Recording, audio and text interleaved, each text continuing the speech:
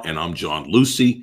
And once again, at 4 p.m. every Tuesday, we are live on YouTube. So get your questions for Nick in the chat, and we'll get to as many as we can.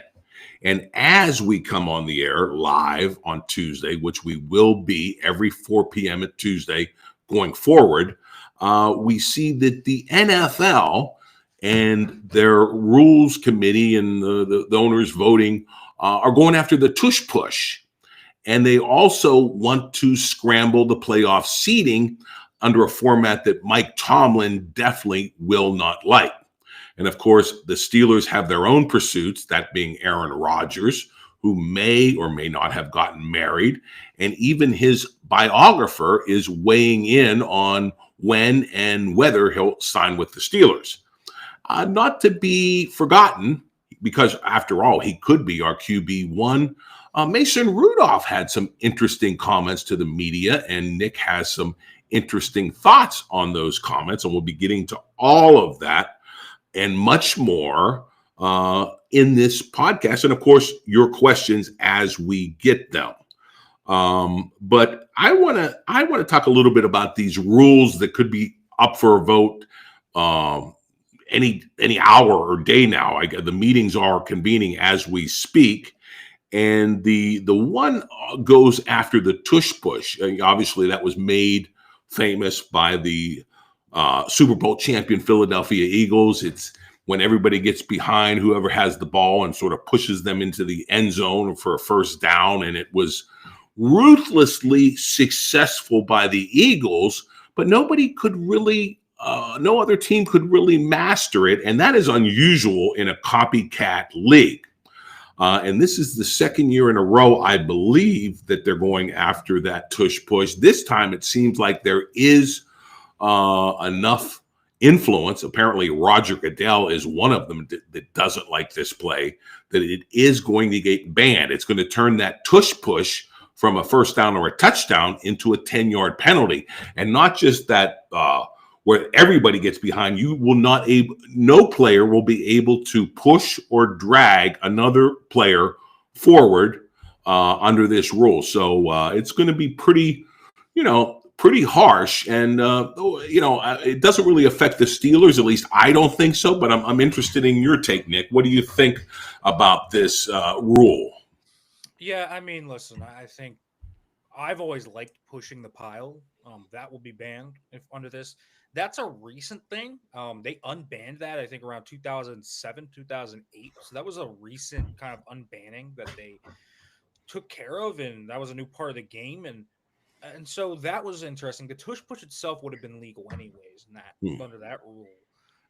I don't love hurting one team specifically because this does feel like it is targeting one team. It feels like it's targeting the Eagles. Like, let's just keep it a buck. Jalen Hurts is like uniquely fit to run the tush push.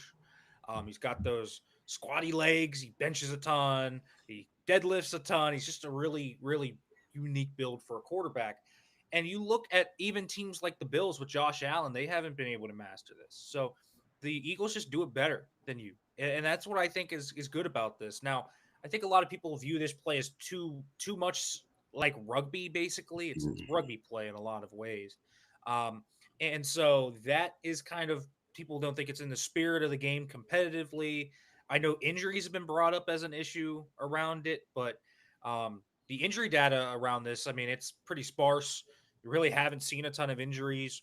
I know Chris Jones of the Chiefs hurt his neck kind of trying to get under the pile and said, if you want to stop it, you're risking a really big neck injury. That's part of their justification, but I just don't see it. I think this is hurting one team specifically. Not every team can stop the tush push. Not every team can run the tush push. I think it's a really unique weapon specific to Philadelphia. We haven't seen other teams be able to do it.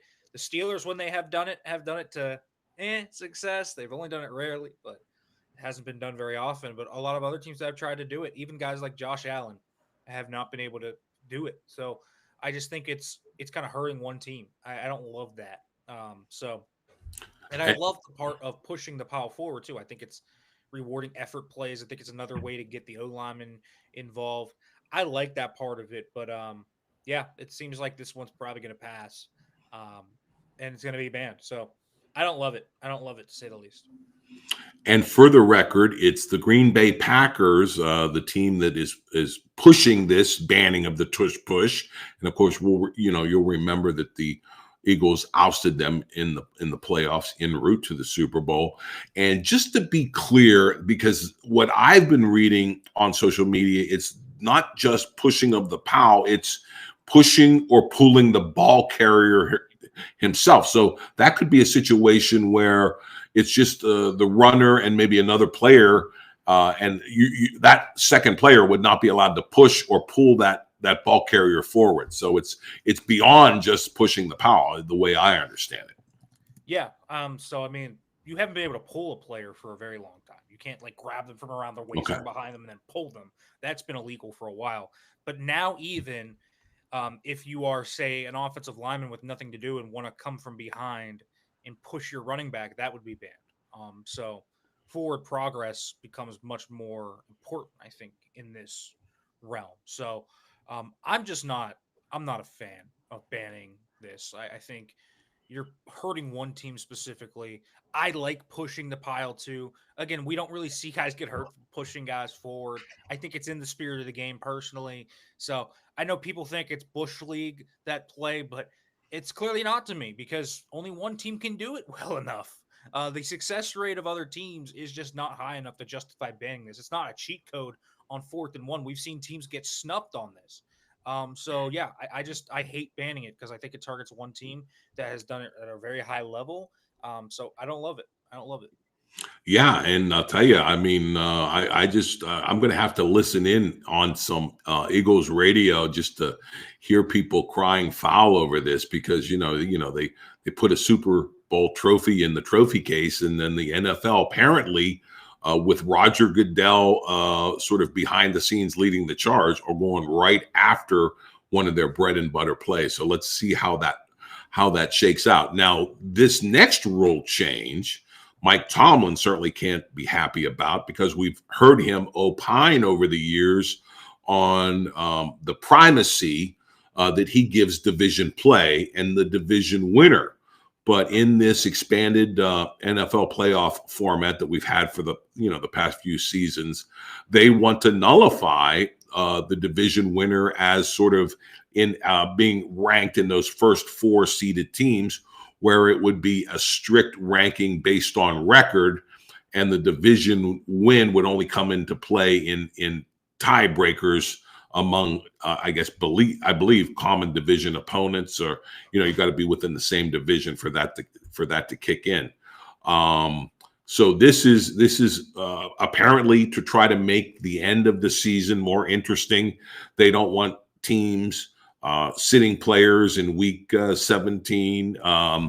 They want competitive right down to the bitter end of the regular season. So they want everybody scrapping and clawing for those seeding rankings as you go into the playoffs. And as you know, there's only one team who gets the bye at the very top of each conference. So what do you think on this one? And why are the Steelers obviously, if they lose this, they'll be on the losing side of this because they're definitely in favor of the division ranking system, the seeding system.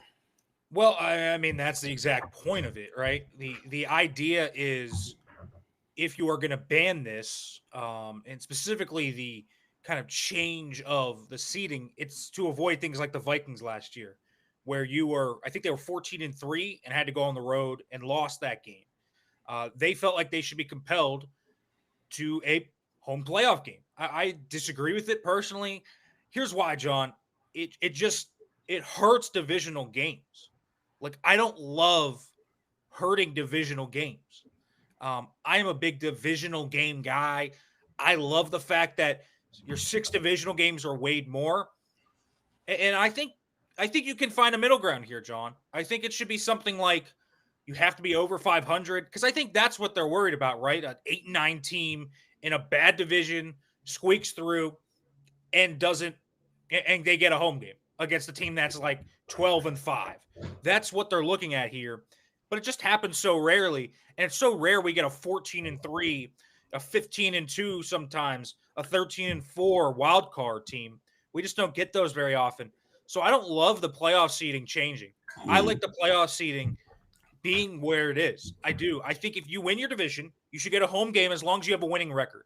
That's what I would say. I would change this to be if you don't have a winning record, you don't get that home playoff game. Even if you win your division, you get in the playoffs, but you don't get the home divisional game, the home wild card game.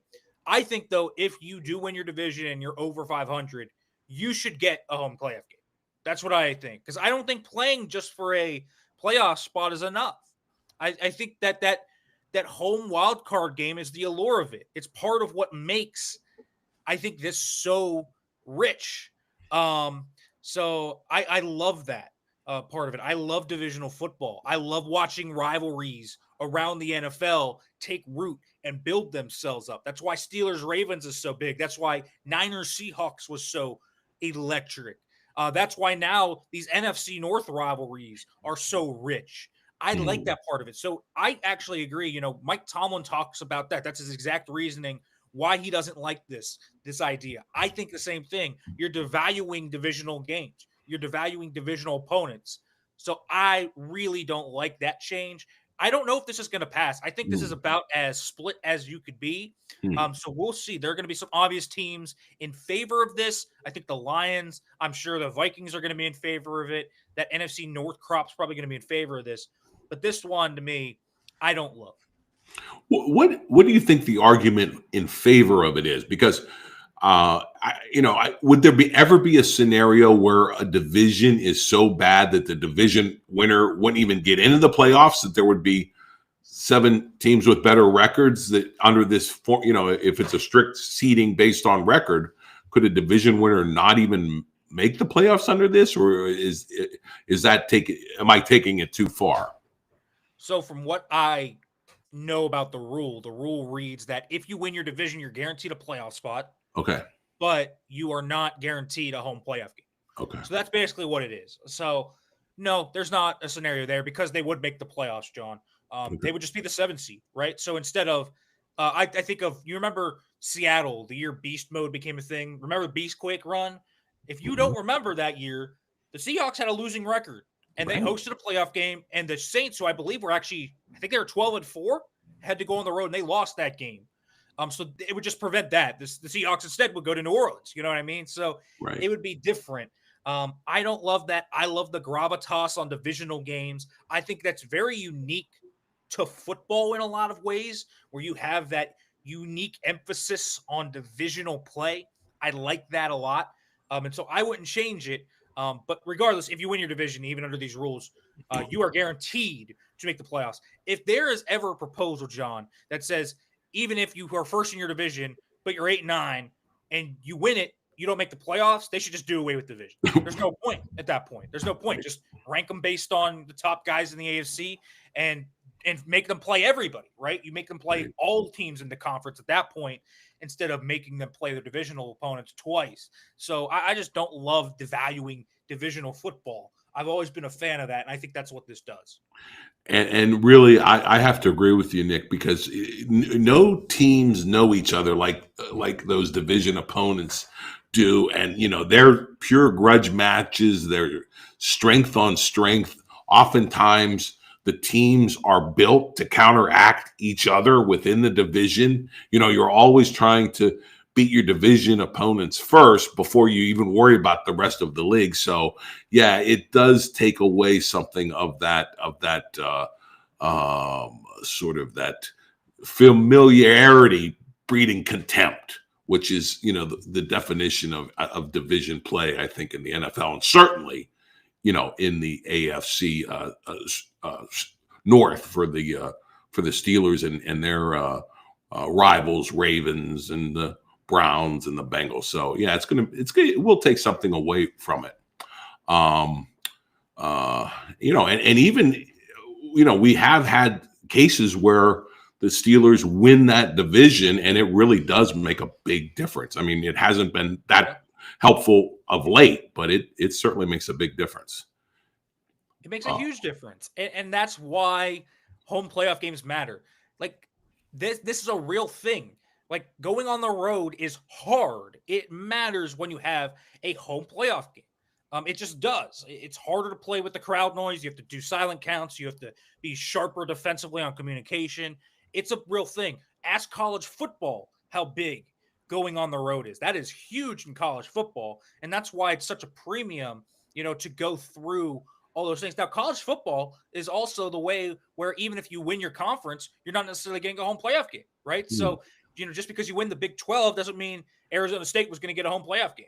That is something. Now, they might get a bye, et cetera, et cetera. But, something like that doesn't necessarily take root.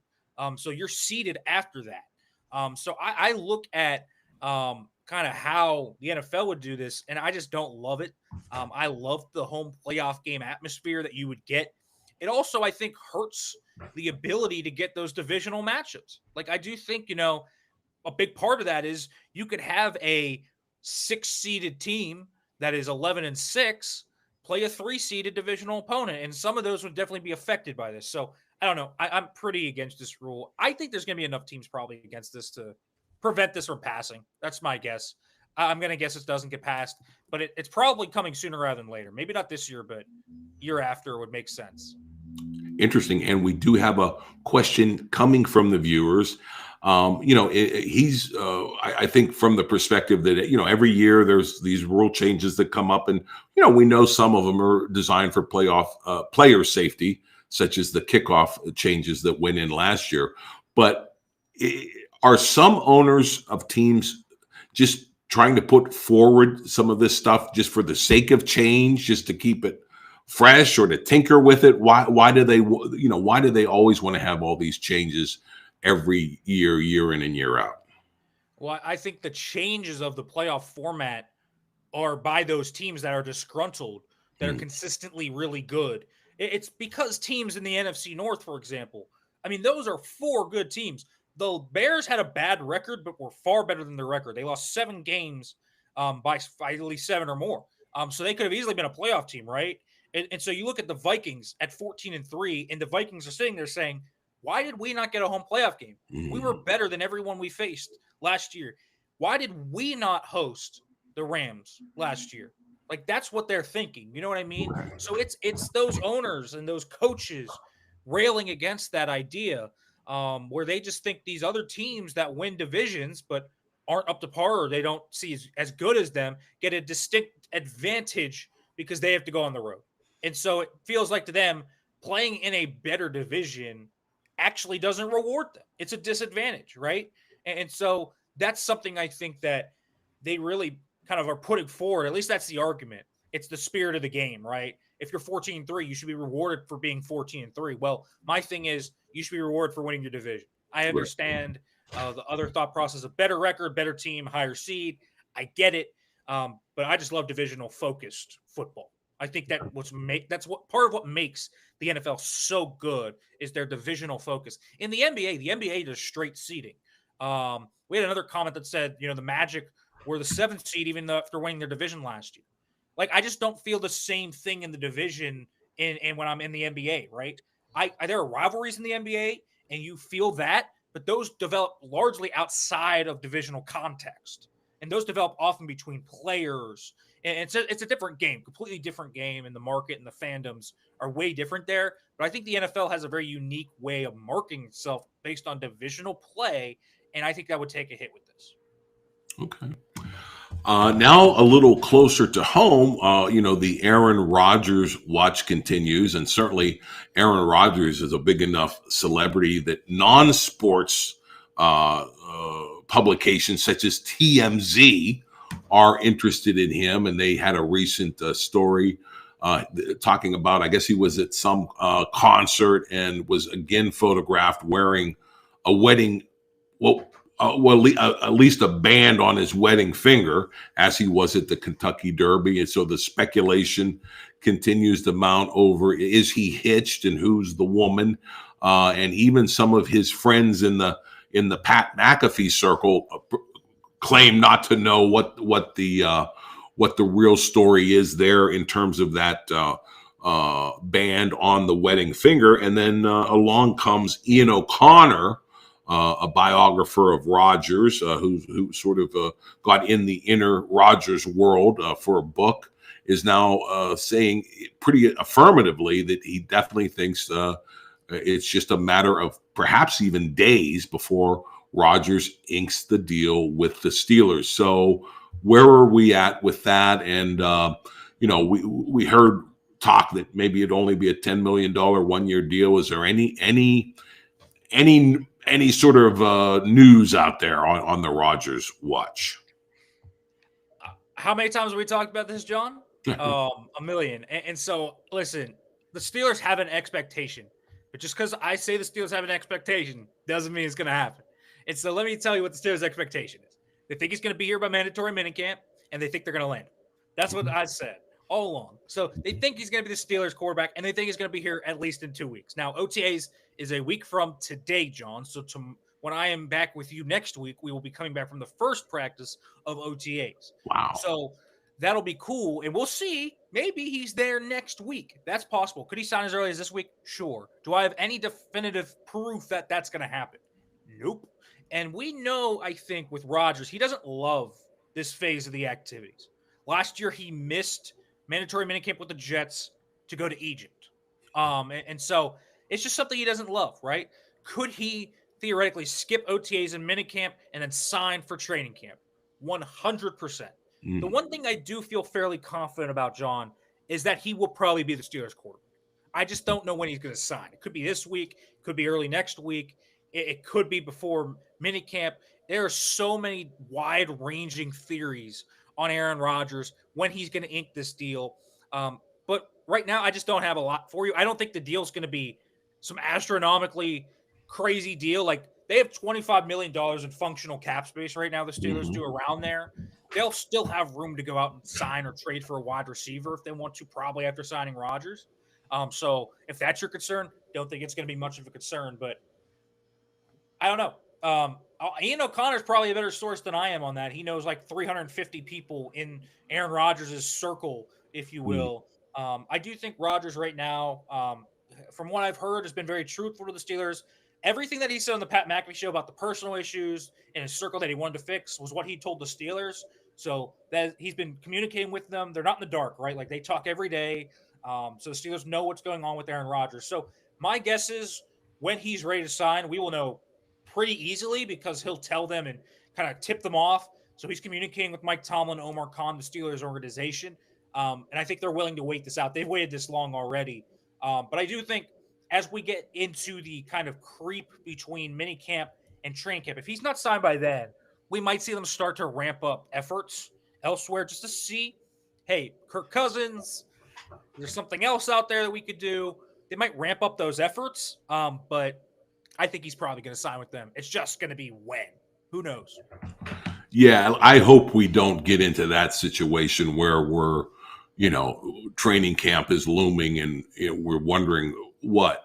And given what happened with the Jets, and some of the criticism that he took, I just think it would be a signal of seriousness and intent if he gets in there before some of these, mandatory team activities start taking place. I mean, I just think it signals, a level of seriousness, and I also think it would be a positive for the fan base to invest in him because there's a lot of skeptics regarding Rodgers. There's a lot of people that don't want Rodgers because he's just a sort of one of these guys that sort of splits a 50-50 split. His personality, his attitude.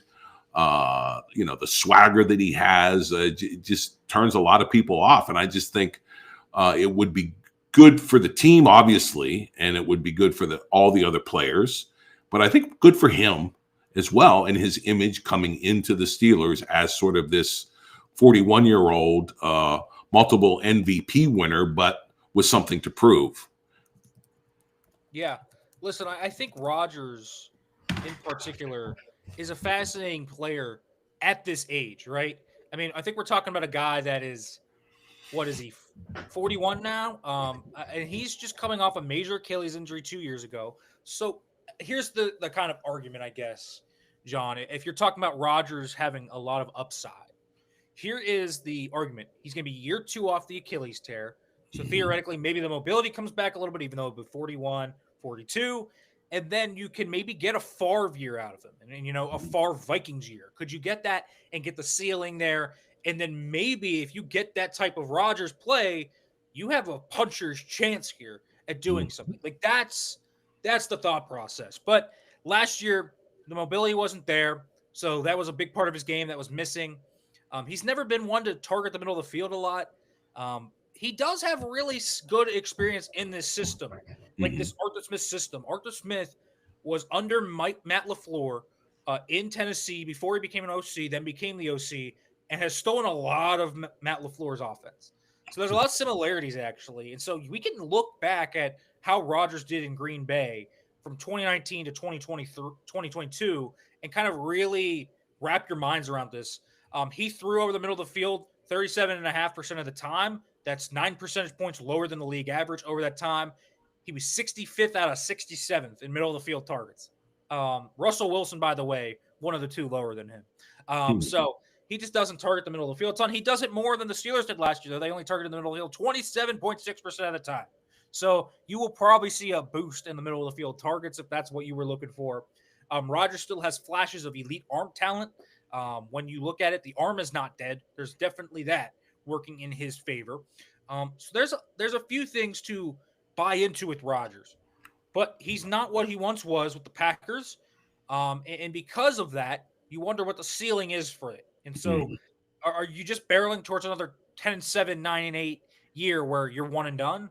I mean, I'm not one to say things in stone, John, but sure feels like it, doesn't it? Yeah, and the one thing, at least to my untrained eye, the other thing with Rodgers, the second half of last season, he seemed to look a little better. He definitely had, coming off the Achilles, some limitations early in that Jet season of a year ago. But I thought down the stretch he looked a little bit better. Not his old self, but better than sort of this guy hobbling back from injury. So there is that too. And we know, he's pretty far-reaching in terms of what he tries with his body and mind. And I'm sure he's been putting in the work, I'm sure, to keep moving forward from that injury. So at least that's my impression of him. Any thoughts on that in terms of his physical and mental gymnastics that he goes through or puts himself through? Yeah, man, he does that a lot. That's Aaron Rodgers, though. He's an enigma. Like you don't ever know. And so I think the locker room part of this is also the question. Like, remember, he threw Mike Williams under the bus last year, but he does have guys that he ends up loving. Like, that's the other thing. And it seems like a majority of the Jets locker room ended up liking him. Garrett Wilson not included in that, of course. Garrett Wilson kind of notably was upset with Aaron Rodgers and was going to request a trade, actually, if he came back. So there are some people he rubs the wrong way. So that's another part of this. But I really look at Aaron Rodgers' mental makeup. I mean, that's part of what makes him Aaron Rodgers. He's been this kind of tireless worker, this guy that does things people don't do. But he's an enigma that's all over the place, man. He's a character. Like, the Steelers are going to have to be willing to deal with that.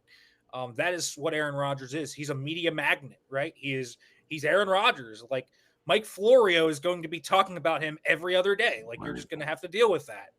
That is Aaron Rodgers. You're going to be on ESPN and Ryan Clark's going to say something if he doesn't play well. Like, it's just going to be something with him. It's part of the Steelers brand. It's part of the Aaron Rodgers brand. And those smashed together create headlines, create buzz. If he signs, you should be prepared to be flexed in a few more primetime games, right? Like, that's another thing you should probably be prepared for. So, like, there's just a lot there for the fallout of this. So we'll see kind of how the Aaron Rodgers thing works itself out, but lots to focus on. Also, Smitty in the chat wanted to say hi to him. So what's up, man? All right. Hey, the one thing I do like, and you mentioned it, I do like how Rodgers latches on to sort of a receiver, makes him his favorite. I think I'd pay some money to see a Rodgers Calvin Austin the third bromance in 2025. I think that would sell some tickets for the Roonies. Not that they need my help selling tickets, but I think that would be a cool bromance. I would pay to see that, and have Austin the third kind of take that next step, within that offense. That would be fun to watch. Man, I've always been a huge fan of Calvin Austin's. I love his tape coming out of Memphis. He's a really fun route runner type. I think he's a great deep threat. I think he averaged over 15 yards per catch last year. He had 36 catches and almost 600 yards. So, yeah, he was averaging a ton of yards per catch. He's a deep threat. He can play outside, inside. Press coverage, still working on it, but he can play outside better than someone like Roman Wilson can based on the college tape from Roman Wilson. Calvin Austin's a guy that could take off with Rodgers, where Rodgers likes to target in the field, the kind of areas he likes to target. Like, they're kind of tailor-made for Calvin Austin. And so I'm interested to see how that would work. I can imagine that working really well. DK Metcalf is also the type of player, like the type of body type Rodgers loves. He loves those big body explosive types. Like, think of Jordy Nelson. Think of Alan Lazard, right? Lazard was a big-time threat there. But you think of those types and you say, man, those are the types of guys he really loves. I mean, Jordy Nelson, for example, was 6'3", I believe. And so that's what he likes. You can throw in, the smaller types of guys that he likes, like Randall Cobb and Greg Jennings, and maybe Calvin Austin can kind of squeeze in there as a favorite. But there are types of receivers he likes, and I think those two are probably guys that are going to curry favor with Rodgers. So we'll see. I'd be interested if that worked out. I think there are pluses to Rodgers coming in, but I wouldn't expect like some massive, huge ceiling for the Steelers with Aaron Rodgers. But as you said, he is a media magnet, love him or hate him, and he will make this 2025 season very interesting to watch in many, many respects. Now, speaking of someone much lower key, the once and perhaps future Steelers starter, Mason Rudolph, was making some interesting comments this past week, and I know you put some coverage of that on Penn Live. And this is a Mason who sort of left the fold of the Steelers, who sort of saw some opportunities he thought he was having with the Steelers, and then the Steelers bring other QBs in, and he gets sort of pushed down. And he's a hardened man, according to Mason. This business hardens you. And I've been through that before. He knows and apparently was briefed on the Steelers' plans in pretty good detail about what they plan to do at quarterback. But I just, reading between the lines, and you covered a lot of what he had to say. I think he doesn't mind a 41-year-old veteran coming in, and he's sort of the guy right behind him. I mean, I think he sees that in a pretty good position that he's in with the Steelers. What was your take on his comments?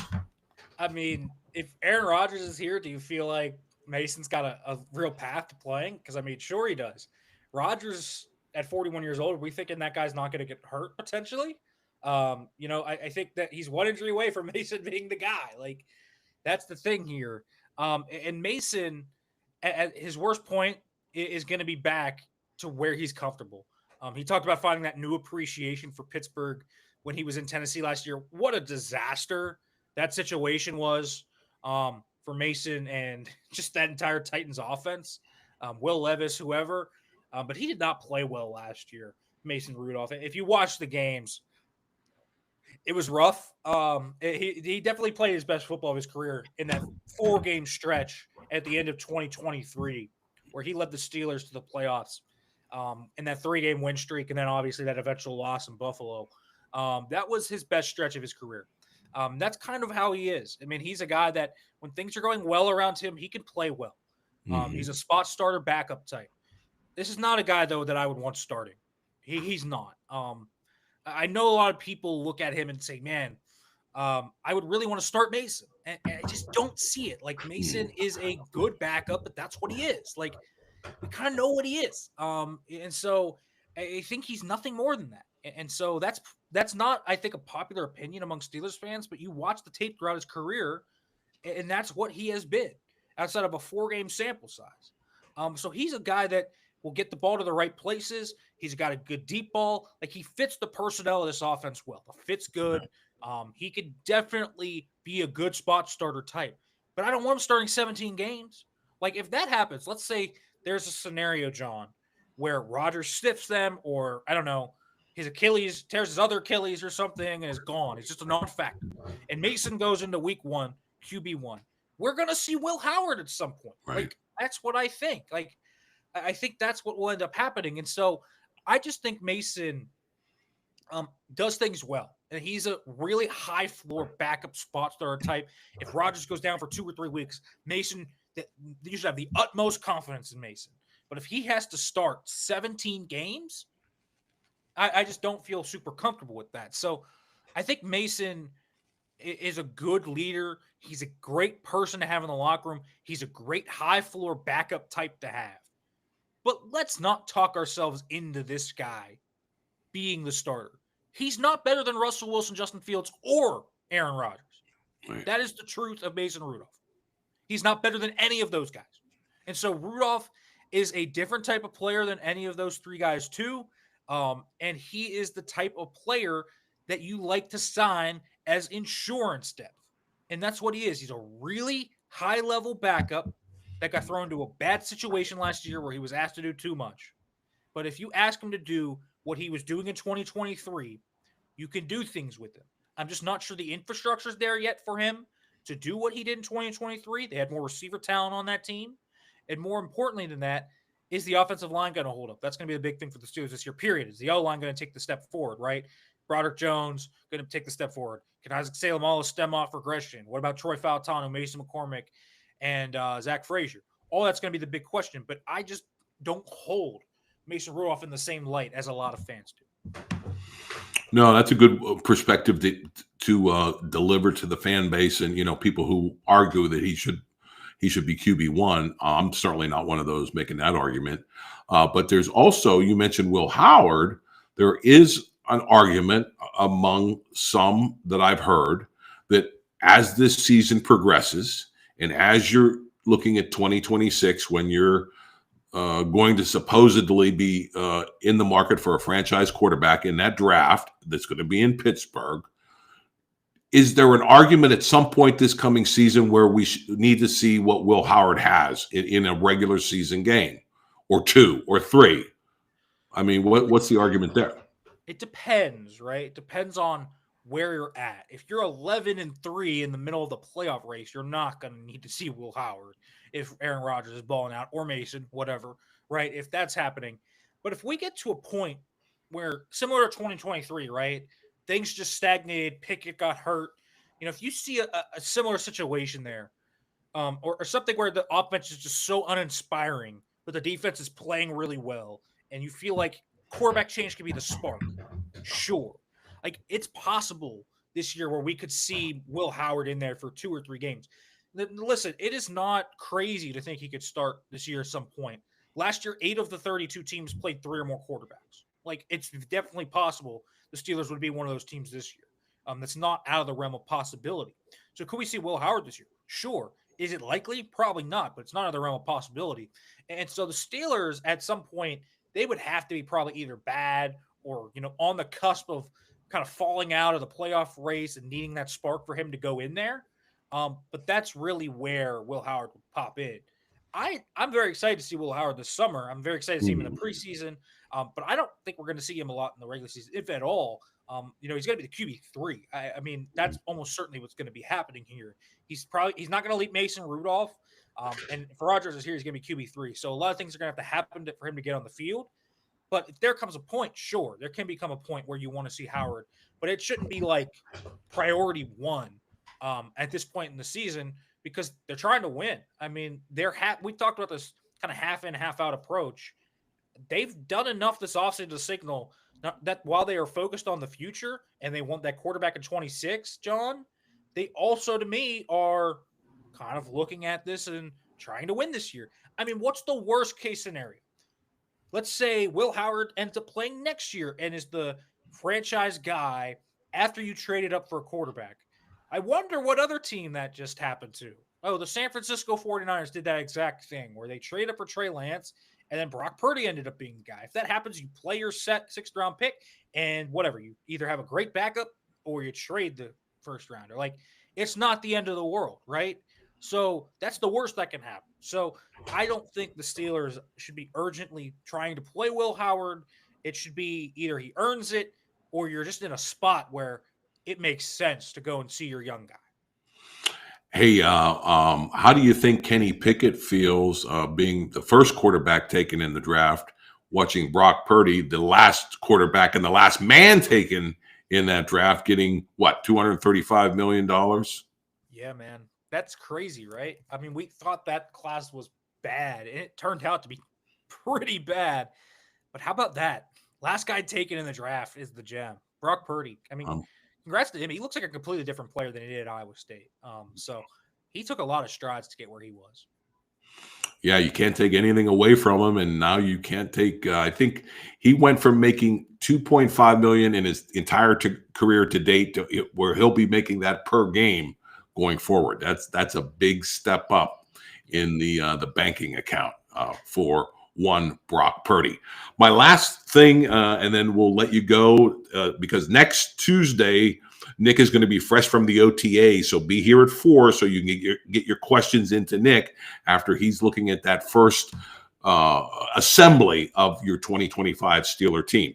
We had a week now to digest the schedule, and it seems like the Steelers kind of got screwed again. We're not going to have the division gauntlet that we had to close out last season, but we certainly have a gauntlet of playoff teams. How do you look at this Steelers schedule? They have the trip to Ireland. They get the early bye in week 5, and then they have the Chargers, Buffalo, Baltimore, Detroit, Baltimore, Green Bay mixed in there. Sort of late in the season, a lot of obstacles to another playoff, sneaking in the playoffs. Well, here's the thing. Warren Sharp does a lot of really good schedule analysis and said the Steelers have a real big rest disadvantage. I think a lot of that's tied to the week 5 bye. I don't really think rest disadvantage is truly that big.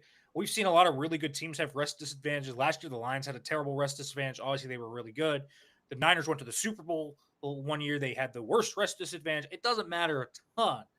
I think it matters when you get jobbed like the Steelers did last year, where it was Thursday night, Saturday, Christmas. Like it was a really odd. They never got into a routine. This year, they don't have that. I think that's really important. They play Sunday, Monday, Sunday, right? Like it's not like they're jumbled around the schedule. Also, people talk to me about, wow, the end of the schedule is tough. Guys, we've said that for 4 years now. There's a reason why the Steelers' schedule is always tough to end the year. This year specifically is for 2 reasons. One, they play the AFC North and the NFC North. In my opinion, the 2 best divisions in football. So naturally, you're going to have a hard schedule. I think they have the 9th ranked strength of schedule just coming out right now. So that's something to look at. Here's the thing, though, John. Every single year, the Steelers under Mike Tomlin are playoff relevant. Like that, they don't have a losing season. They're 9-8, 10-7, 11-6, something around that range every year. The NFL looks at the Steelers and says, well, guess what? These late season games they play are going to matter. It's going to matter. Every single game the Steelers played last year, even though they lost them all, mattered, right? Chiefs mattered. Ravens mattered. All of it mattered. And that's why the NFL looks at them and says, well, we got to put them there. I mean, look at the late season schedule. Week 8 on, Sunday Night Football against the Packers, Sunday Night Football against the Chargers. If you want to go 1 week earlier, Thursday Night Football against the Bengals, 4:25 against the Bills in the late afternoon window. That's going to be America's game of the week, or at least, broadcast nationally. That's going to be a national game. Lions, 4:30. That's going to be a national game. Monday Night Football against the Dolphins, national game. Then you look at the Ravens in week 14. The Ravens are their last game. Easily flexed games, right? The schedule makers put the Steelers in this gauntlet of games late in the year because they go up against other good teams that are probably going to be playoff relevant, and the Steelers are always playoff relevant. Their games matter. That's why the Steelers get this largely crazy lopsided schedule every year. All their easy games are early. All their tough games are later. Why? Because they are always in it. They are always in the mix. It's the price of winning. It's the price of making the playoffs 4 out of 5 years. Even the one year the Steelers didn't make the playoffs. You remember that year, 2022? It was Kenny Pickett's rookie year. Remember the Steelers? What were they at one point? 5-8, and then they won their last 4, right? Isn't that what happened? And they rolled off those wins, and they were right in there. They almost made the playoffs off that. They flexed a Ravens Steelers game. That was a crazy game. Pickett threw it on the run to Najee, and they won that game. I remember that. I remember Ben's last year where they made that late playoff push. All of these things come to factor. The Steelers are always playoff relevant, and they are a national brand. All of those things come together as to why their schedule looks like this every single year. And so if you're wondering why their crazy late season schedule always happens, that's why. They are reliably playoff relevant. They matter. They're a national brand. They have stars. Everything. They check every box for late season ratings. And so that's why they're there. The other thing that I notice every single year, John, is they're on the road week 1 and they're on the road week 3. Do you know who's home week 1 and week 3, John? The Pittsburgh Pirates. Steelers every single year. I'm sure it's a coincidence, but every single year, the Pirates, when they are at home in September, the Steelers go on the road. And so if you're wondering why the Steelers aren't at home very often early in the year, that's why. It's the Pirates. They don't want the same conjunction schedules on the North Shore on the same day. And so if you're wanting the Steelers to get home openers, make sure the Pirates are on the road, or what else? Because that is exactly why the Steelers are on the road early in the season. I notice that every year. Does it matter that by September the Pirates may have more losses than they have fans in the stands? I guess not. It doesn't matter. I guess not. Hey, and the one thing I will, looking at this schedule, I'll borrow a quote from our loquacious coach. We'll see if the Steelers can finally unleash some hell in December. It's been a while since they've done that. And of course, we'll again, just another promo. We're going to be back here at 4 p.m. next Tuesday, and Nick is going to have all the scoops from the start of OTAs for your Steelers. And of course, with Memorial Day looming, we wish everybody a happy Memorial Day. To all those who gave some, we say thank you. And to those who gave all, God bless, and God bless America, and go Steelers.